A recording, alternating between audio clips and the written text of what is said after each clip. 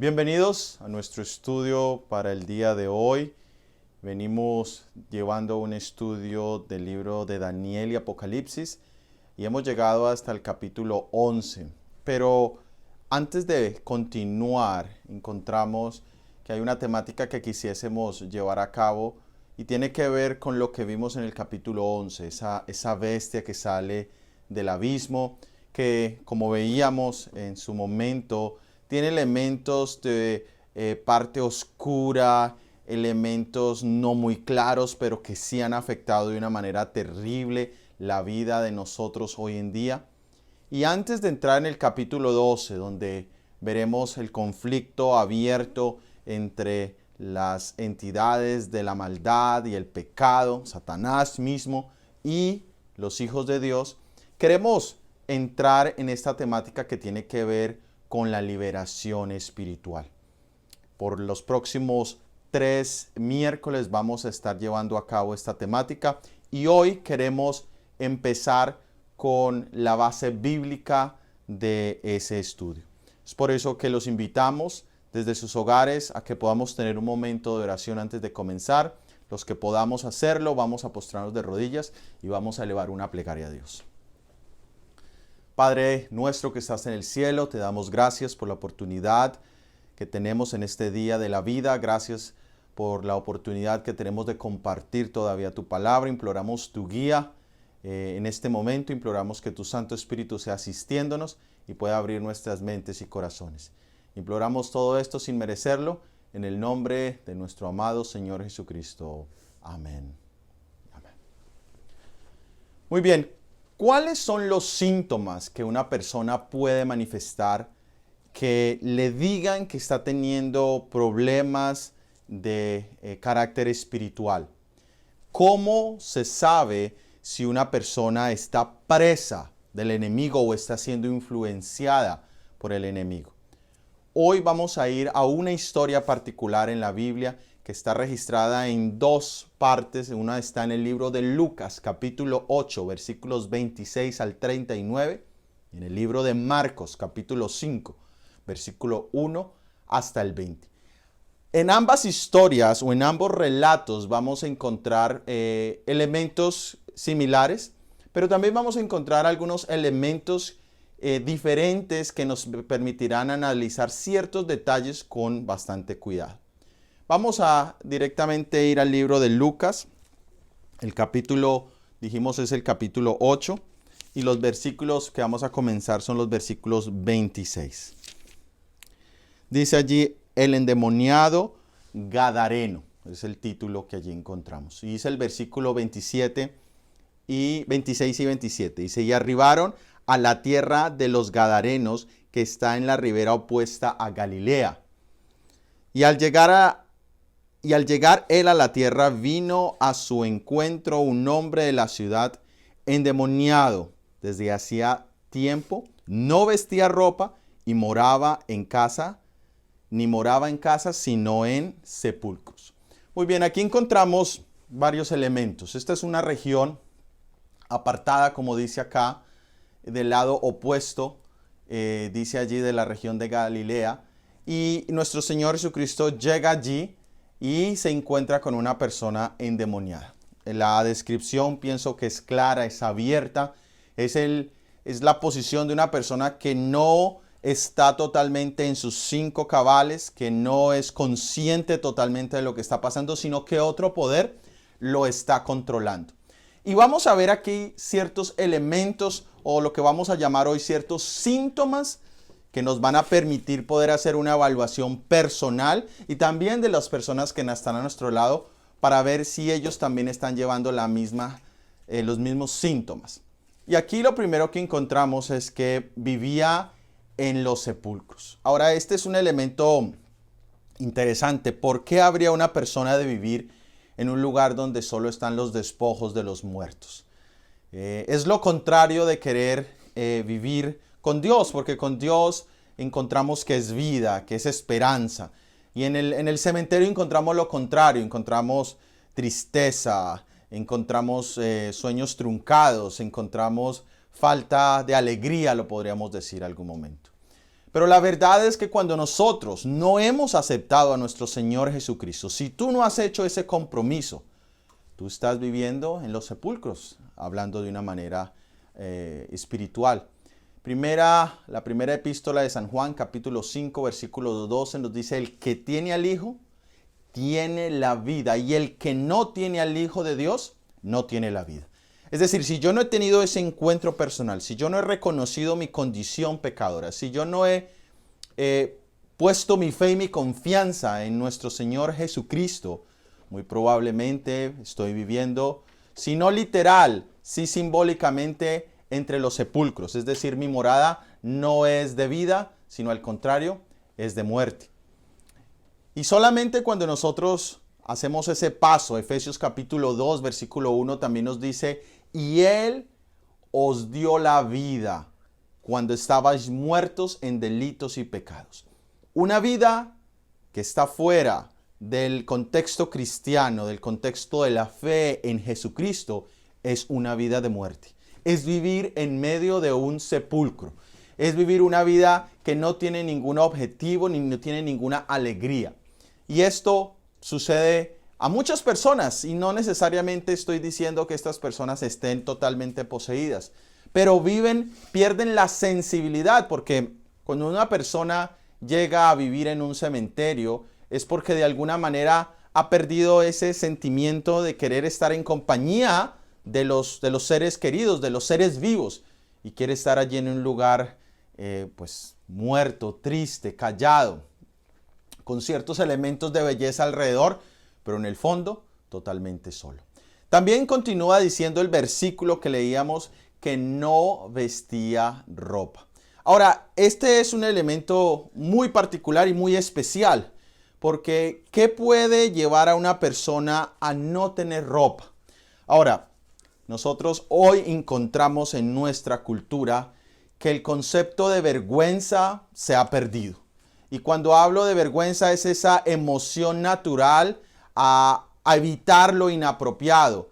Es decir, que cuando una persona se encuentra desnuda delante de los otros, siente, valga la redundancia, siente vergüenza. ¿Qué quiere hacer? Quiere cubrirse. Pero cuando una persona ha perdido su vergüenza, ya empieza a quitarse la ropa, ¿cierto? Se quita ese elemento. Y es importante que nosotros pensemos que cuando este hombre estaba bajo la influencia del enemigo, había perdido su capacidad de tener esa vergüenza, ese pudor, llamémoslo de alguna manera. En la Biblia encontramos una relación directa en cuanto a nuestra apariencia, en cuanto a nuestro vestuario y nuestra condición espiritual. Hay varios casos en la Biblia de personas que quedaron desnudas, Adán y Eva. Cuando ellos cayeron en pecado, dice que se dieron cuenta que estaban ¿qué? Desnudos. ¿Por qué? Porque el manto de luz que los cubría, el manto de gloria, desapareció.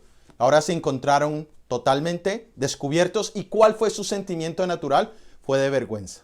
También encontramos que cuando el hijo pródigo regresó de su aventura, regresó a la casa, lo primero que hace el padre es ponerle un manto. ¿Para qué? Para cubrirlo. Y también aquí encontramos a este hombre que no tenía ropa. Ahora, en nuestra sociedad actual, vemos que hemos perdido poco a poco la vergüenza. Ya más y más y más vemos que es normal el no tener el atuendo apropiado. Se dice que en las fiestas de gala, allí uno encuentra no solamente a mujeres, sino encuentra a hombres, ya exponiendo grandes partes de su cuerpo. Y tristemente, mis hermanos, esto se está viendo aún más y más en los que profesan seguir al Señor Jesucristo. Ahora, yo quiero ser muy claro contigo, mi hermano, mi hermana, mi amigo o amiga que me escuchas. Yo no estoy diciendo que porque tú te vayas a poner un vestido que no sea decente, estás convirtiéndote en una persona poseída, pero sí puede ser ese un síntoma, el deseo que tú quieras mostrar, tu cuerpo, partes de tu cuerpo, sí puede ser el síntoma, y quiero hacer mucha claridad en esto, puede ser el síntoma de un problema más profundo. ¿Por qué, mis hermanos? Porque cuando las mujeres en especial se visten de cierta manera, activan en el cerebro de los caballeros la parte que tiene que ver con las manualidades o con lo que son herramientas. Es decir, que el hombre cuando ve una mujer de cierta manera mal vestida, no la está viendo por el valor y el empoderamiento que ella quiere obtener, sino se está ofreciendo o se está percibiendo a la otra parte como si fuese meramente un objeto. Y ahora, ¿por qué una persona quisiera ponerse o exponerse a la vista de los demás de esa manera? Y esa es la pregunta que nosotros debemos cuestionarnos. ¿Será que yo en mi propia vida estoy tratando de vivir una vida que muestra que ya he perdido la vergüenza, que ya mi parte íntima, mi persona, ya no me importa mostrarla? Y esa era la condición que veíamos en este hombre. Este hombre decía que estaba totalmente desnudo, ya había perdido la vergüenza. Pero no para allí la situación de estos dos versículos en relación con este hombre. Dice también que ya no moraba en casas. El pecado en general rompe y separa nuestras relaciones con otras personas. El amor, por el contrario, siempre intenta unir. El versículo de Isaías capítulo 59, versículo 2 nos dice: pero vuestras iniquidades han hecho una división, dice la palabra de Dios, entre vosotros y vuestro Dios. Y vuestros pecados han hecho ocultar de vosotros su rostro para no oírlo. Tristemente, cuando una persona está siendo influenciada por el pecado, cuando está siendo influenciada por el enemigo directamente, rompe sus relaciones con sus padres. Es una de las primeras cosas. Su padre le invita, le llama, le motiva y el hombre o la mujer quiere huir, quiere separarse, quiere buscar ahora una compañía distinta, no la de su casa, como dice aquí, ya no moraba en casa. Si es el cónyuge, si es el esposo, de la misma manera.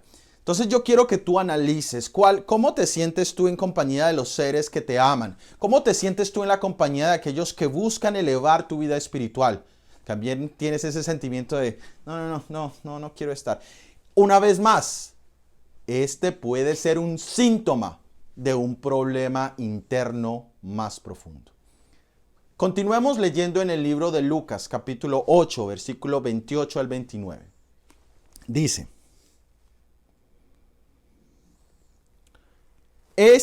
al ver a Jesús, lanzó un gran grito y postrándose a sus pies, exclamó a gran voz: ¿qué tienes conmigo, Jesús, Hijo del Dios Altísimo? Te ruego no me atormentes. Porque mandaba al espíritu inmundo que saliese del hombre, pues hacía mucho tiempo que se había apoderado de él. Y le ataban con cadenas y grillos, pero rompiendo las cadenas, era impelido por el demonio a los desiertos. Aquí encontramos un elemento de este hombre muy interesante. Y es que dice la palabra de Dios que tenía cadenas. En este caso, el hombre había sido amarrado intentando limitar sus acciones en la ciudad y tal vez limitando sus propias acciones contra sí mismo. Pero la palabra de Dios tiene enseñanzas muy prácticas cuando se trata de este tipo de cadenas. Proverbios capítulo 5, versículo 22 nos dice: prenderá al impío sus propias iniquidades y retenido será con las cuerdas de su pecado. ¿Qué nos está diciendo el proverbista?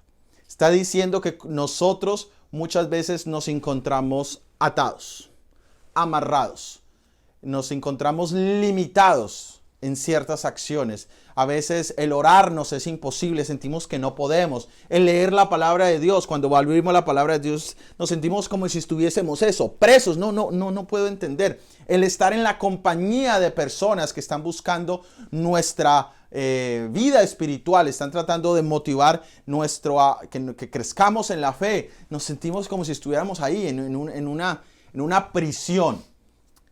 Y aquí es donde encontramos que los hábitos, que ciertos vicios son los que nos atan.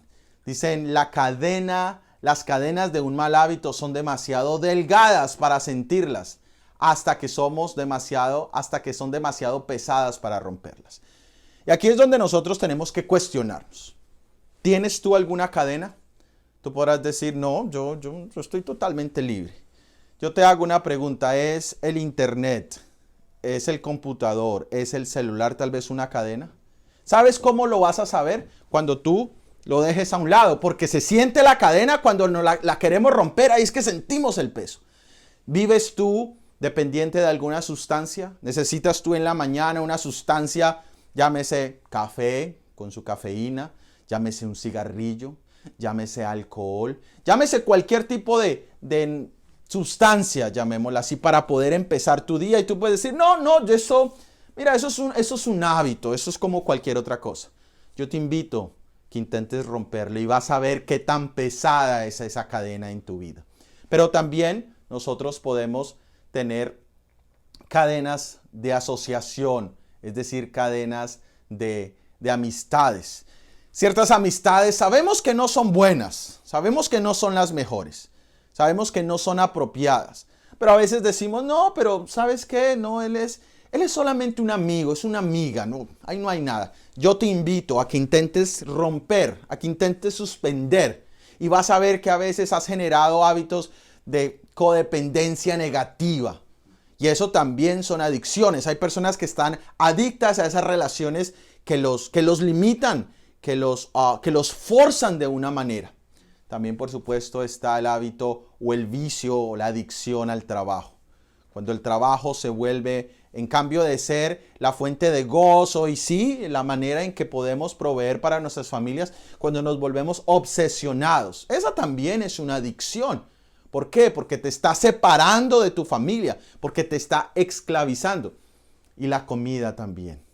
Sabemos que de la comida, de los abusos o de los vicios de la comida, hoy al menos hay 3 enfermedades. Ya son enfermedades, ya ni siquiera son consideradamente una situación psicológica, sino que ya han pasado a ser parte del cuerpo. Está la bulimia, está la anorexia y está la obesidad. Y cada uno de estos elementos tiene que ver con un vicio que yo he obtenido. Y ahora los vicios se crean y llenan o crean una situación en nuestra vida que a veces es difícil rellenar. Una persona dice, bueno, ¿yo qué haría si yo no fumase? Es el pensamiento. Entonces, ¿yo qué haría? Ahora, el alcohol, los que necesitan semanal o diariamente el alcohol para poder motivarse. Ellos dicen, bueno, ¿y si yo no tuviera eso? Eso, mi hermano y mi hermana, es una cadena.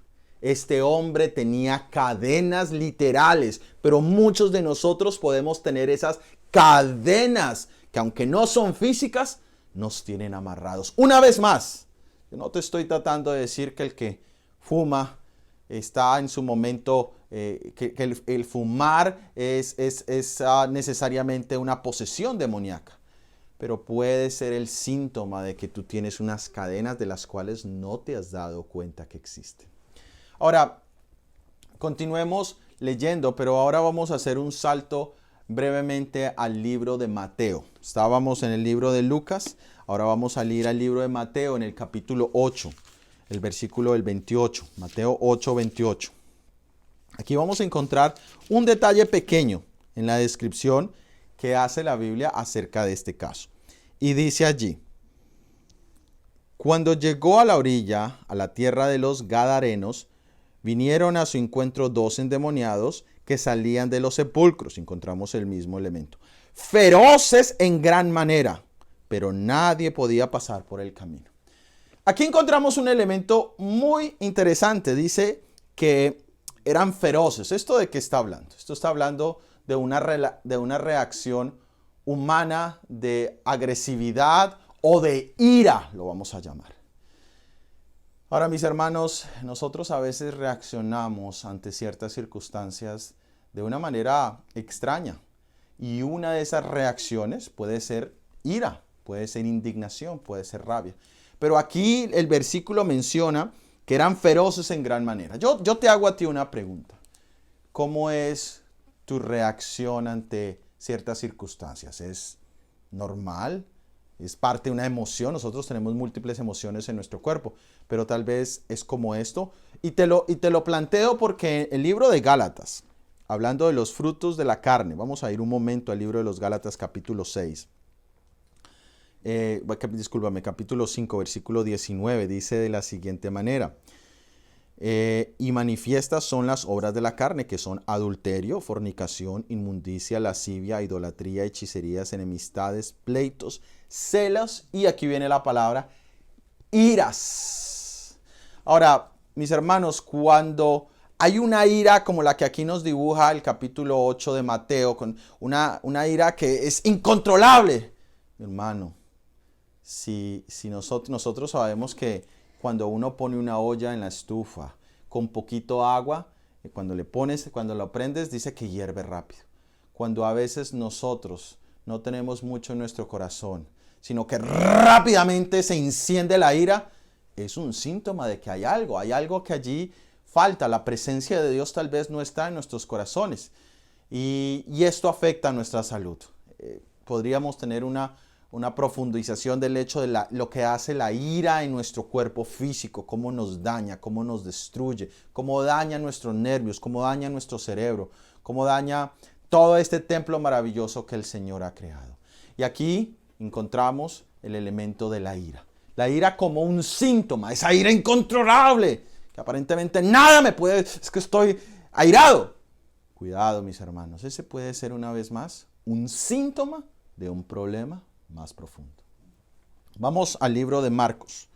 Estábamos leyendo el libro de Lucas, saltamos al libro de Mateo, ahora vamos a ir al libro de Marcos. Marcos capítulo 5, versículo 4. Dice, porque muchas veces había sido atado con grillos y cadenas, mas las cadenas habían sido hechos pedazos por él, desmenuzados los grillos, y nadie le podía dominar.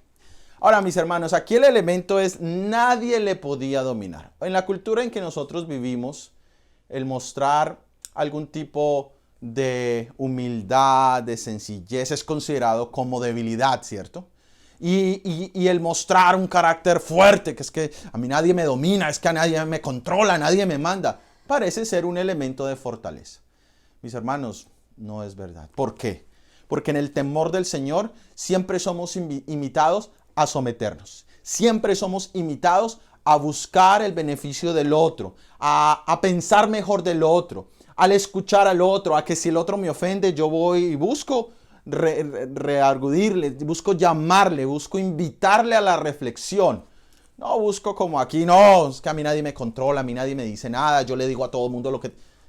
Esa situación, una vez más, puede ser un síntoma. Este hombre no se quería dejar dominar. Es decir, tenía un corazón, podríamos llamarlo salvaje. Y nosotros sabemos muy bien lo que nuestro corazón salvaje dice. Sé que el corazón es engañoso. ¿Quién lo conocerá? Y esa es exactamente nuestra situación sin Cristo. Si no estamos siendo dominados por el Señor, estamos expuestos a la influencia del enemigo. Una vez más, no necesariamente estoy diciendo que estés totalmente poseído, pero si tú dejas el espacio de que tu corazón no tenga el control que Dios quiere poner en tu vida, tú le estás abriendo ese corazón rebelde al enemigo, que en su momento te hace sentir que tú tienes el control de absolutamente todo. Hay muchos ejemplos en la Biblia de hombres que se consideraban libres. Balaam en el Antiguo Testamento, aunque era un conocedor de Dios, aunque conocía la palabra de Dios, en cierto momento los deseos del dinero, la avaricia, lo hicieron que él fuese indomable, que fuese salvaje espiritualmente hablando. Y mira hasta dónde llevó su avaricia. También Sansón, sus padres le decían, mira hijo, por aquí no es. No, esto ha gustado a mis ojos y aquí lo voy a hacer. Cuidado, mi hermano, cuidado, mi hermana.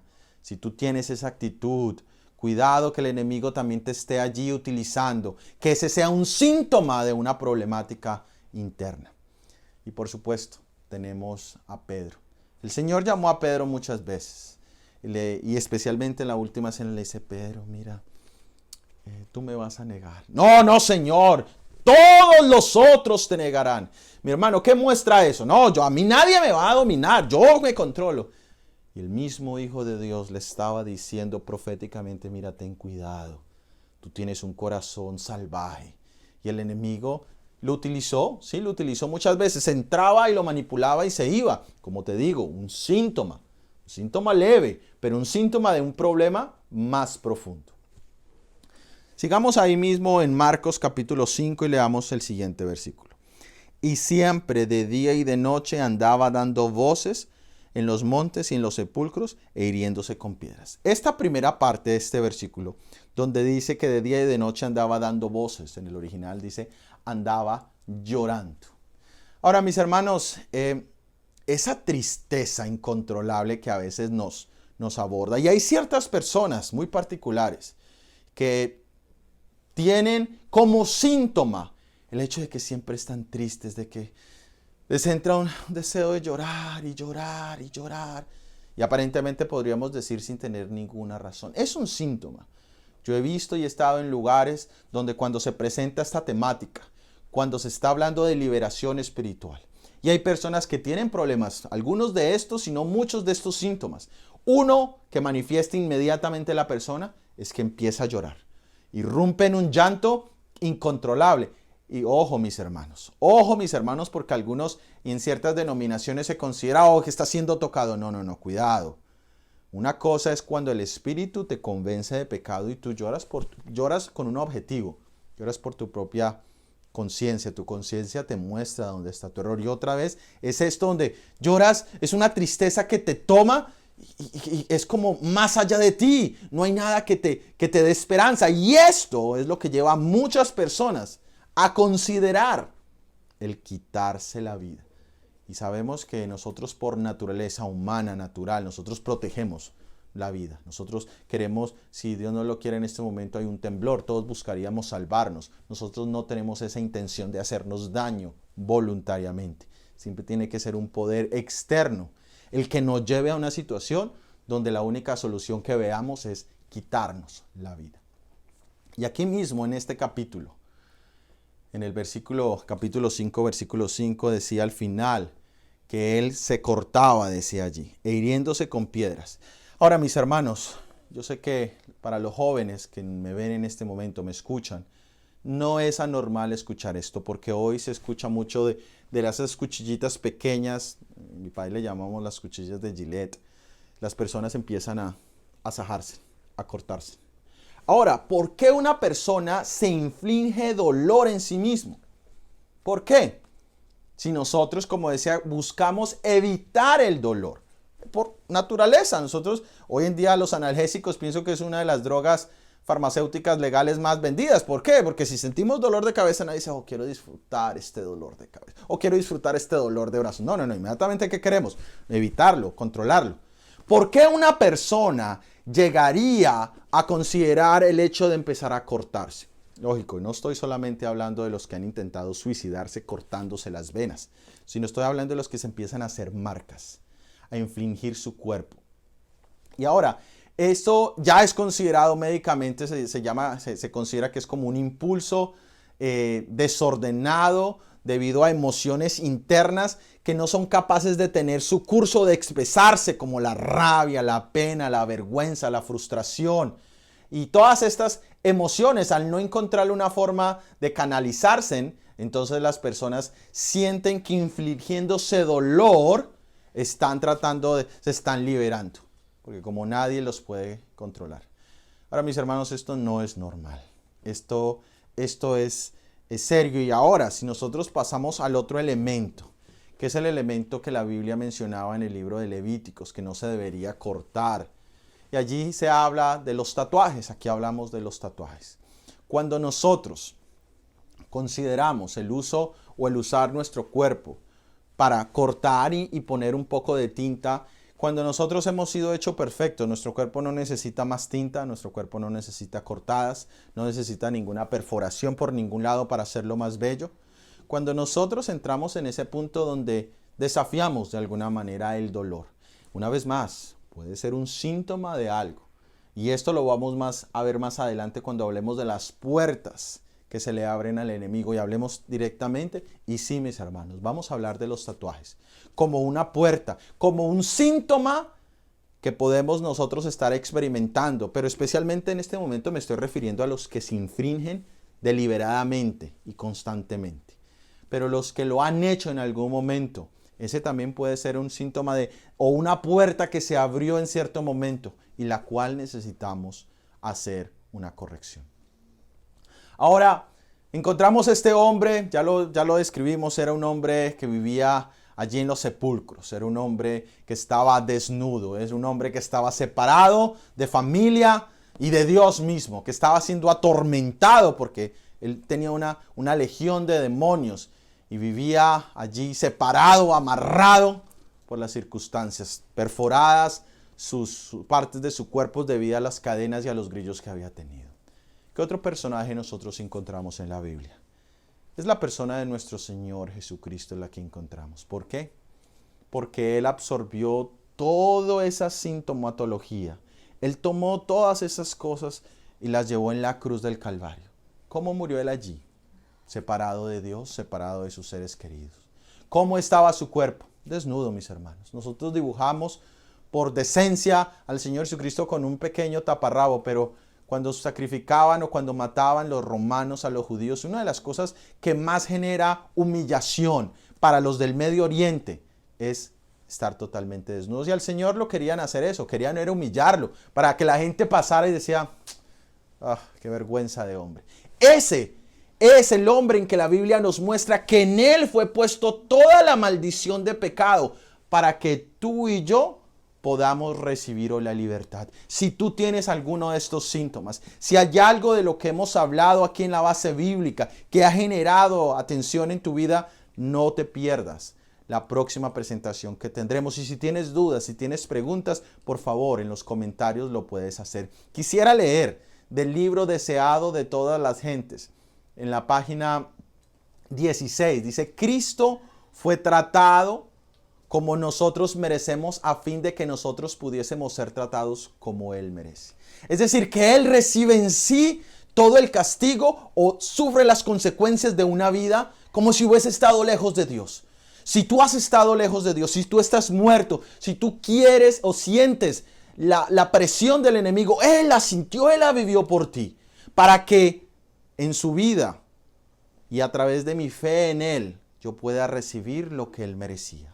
Fue condenado por nuestros pecados. El que no había participado a fin de que nosotros pudiésemos ser justificados por su vida justa, en la cual no habíamos nosotros participado.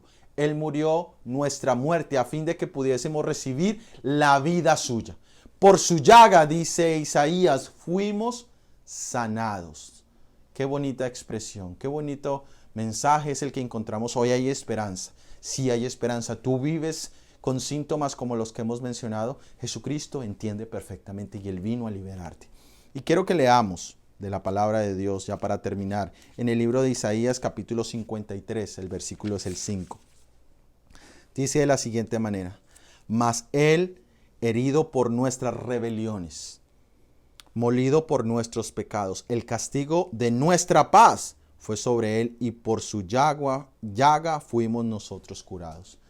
Es interesante que muchos hablan de que Él fue torturado y en inglés se utiliza el mismo concepto del piercing, que Él fue pierced. Y entonces dice, yo uso piercing porque Jesús lo usó. No, mi hermano, ese es un símbolo de maldad, de pecado. Él lo llevó para que tú puedas recibir su paz. Él cargó sobre sí nuestras rebeliones. Cualquier cosa que tú hayas hecho en la vida que haya abierto las puertas al enemigo y ahora esos síntomas estén en tu vida. Dice que Él llevó la carga sobre sí para que tú puedas ser liberado. Sigue diciendo, molido por nuestros pecados. Hay algo que te atormenta, algo que te da esa tristeza profunda, algo que no te deja estar en compañía de otras personas porque eres totalmente cargado con estas emociones. Él llevó esa carga emocional y el castigo de nuestra paz fue sobre nosotros. Él nos ha dado la esperanza y nos ha dado la seguridad de que podemos ser libres. Este hombre en la historia, o Mateo como lo menciona, que dice que son dos, ellos recibieron la libertad. Ellos fueron hechos libres de esa posesión demoníaca. Y por supuesto pudieron volver a sus hogares, pudieron volver a sentir el gozo, pudieron sentirse una vez más libres. Ya no andaban desnudos, sin vergüenza, al contrario, muy posiblemente se cubrieron, volvió a la razón. Dios quiere que tú tengas la capacidad mental de ser libre. Ahora, eso no te obliga a seguirle 100%, pero cuando nosotros entendemos que alguien ha dado su vida para recuperar la mía, automáticamente eso nace o eso genera amor en el corazón. Yo oro y suplico para que ese amor pueda entrar en tu corazón, para que esa libertad que Jesús ha adquirido por ti pueda ser recibida en su vida. Que el Señor te bendiga, que el Señor pueda abrir mente y luz, pueda abrir luz en tu mente para que puedas aceptar la libertad que puedes encontrar en Jesús. Es mi deseo y es mi oración. Amén. Ahora te invito, mi hermano, mi hermana, que nos podamos también postrar en adoración en este momento de rodillas. Vamos a hacerlo. Padre eterno que estás en el cielo, te damos gracias por la oportunidad que nos regalas de meditar en tu palabra en estas horas. Padre amado, tú conoces mejor que nadie los síntomas. Probablemente nosotros tengamos algunos de estos o tal vez tengamos más, bendito Señor, pero todos muestran una necesidad y es la necesidad de libertad en el sacrificio de Jesucristo. Te imploramos en este momento, reprendas al enemigo, bendito Señor, por la sangre derramada en la cruz del Calvario. Que puedas abrir esa luz en el corazón para que las personas puedan, igual que estos hombres, ser liberados, bendito Padre. Pero necesitamos reconocer cuáles han sido las causas, porque toda causa genera un efecto, Padre amado. Y nosotros queremos entender. Sabemos que podemos tener en este momento tu presencia, podemos tener la libertad. Pero no queremos, Padre amado, dejar puertas abiertas. No queremos volver a repetir los mismos errores. Por eso rogamos tu compañía, rogamos tu sabiduría e imploramos todo esto en el nombre poderoso de nuestro amado Salvador Jesucristo. Amén y amén. Muy bien, muchas gracias por haber compartido este momento con nosotros. El próximo miércoles tomaremos la segunda parte. Vamos a ver, hoy vimos los síntomas. El próximo miércoles hablaremos de las causas, esas puertas que pueden abrir la influencia del enemigo y generar estos síntomas. Que Dios te bendiga, es mi deseo. Amén.